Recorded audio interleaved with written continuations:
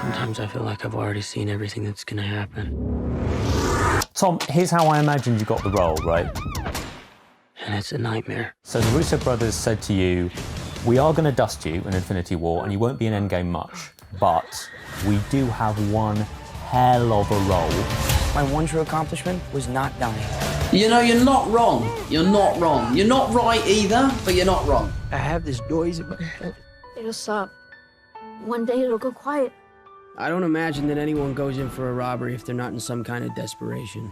Because this, I mean, not to put a too fine a point on it, is a ridiculous role. This is a see the first 5 pages of the script, I'm in type gig, right? You're gonna make it through this. I love you. Sometimes I feel like I've already seen everything that's gonna happen. There's that side to it, and then there's also you read the first 5 pages and you shit yourself and you go, I can't do this. You've got the wrong guy here. So it's a bit of a double-edged sword. You know, we've spoken many times before, and I'm sure you know that I love a challenge and I love pushing myself and finding things I haven't done before. This is a much bigger challenge than what I'm used to, but one that I was willing to sort of take on, especially having the Russos to support me, you know. And when they believe in someone, it's like a rush. You're like, okay, right. I believe you too.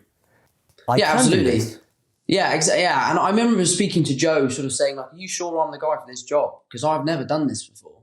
This is a big ask." And he was like, no, you could do this. You could do this. We want you to do this. And from having that call and seeing the faith that they had in me, I felt very confident that I could tackle this role. For the casual Spider fan who just goes, hey, Tom Holland, I'm seeing any movie he's in, what should they expect from this one? It is different to all of the others, it's fair enough to say. Yeah, I mean, it's very different. It's a style of film that I've never been in before. It's a style of storytelling I've never been a part of. The role itself, the dark places and the physical aspects of what I had to do, I don't ever want to do again, but I'm glad I did it. And I think people will be really shocked to see a side to me that I think lots of people probably didn't know existed. It's a side to me that I've very much put to bed, and he will remain over there until I need him again. But yeah, I'm excited to see people's reaction. I'm obviously naturally nervous. Everyone is, and you'd be a bit of a psychopath if you weren't.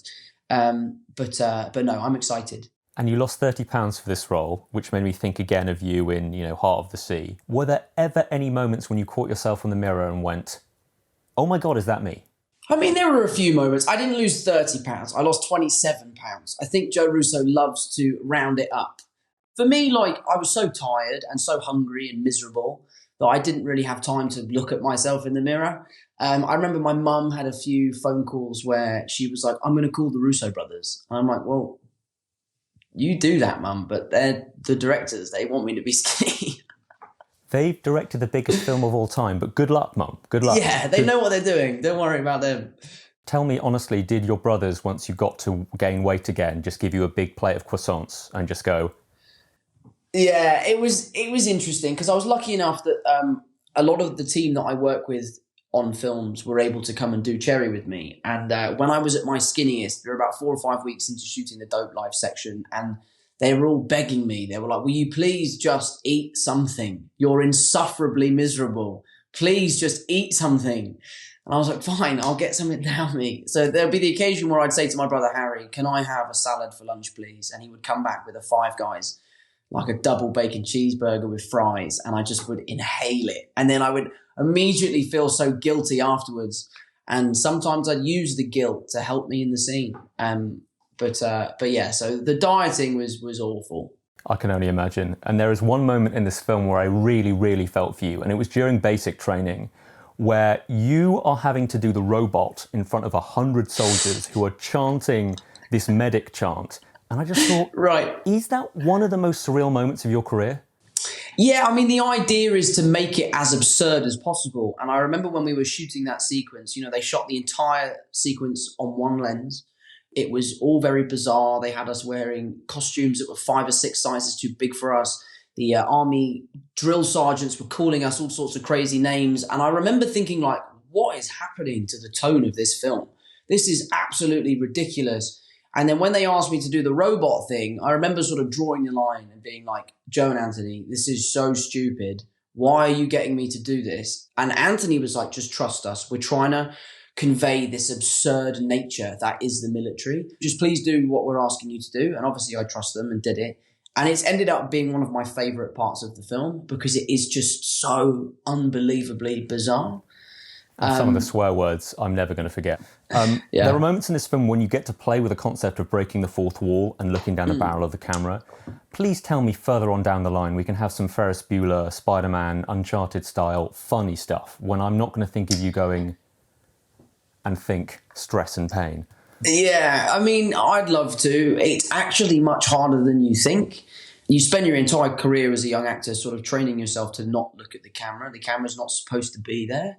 But all of a sudden, I became very aware that if I look at the camera, there are people watching me and I can't see them. So I very quickly was like, oh, I don't know if I like this. The tricky thing for us in those moments, though, is that whenever Cherry addresses the camera, it is the Cherry that is doing the voiceover. So it is a Cherry from the future reminiscing about the present.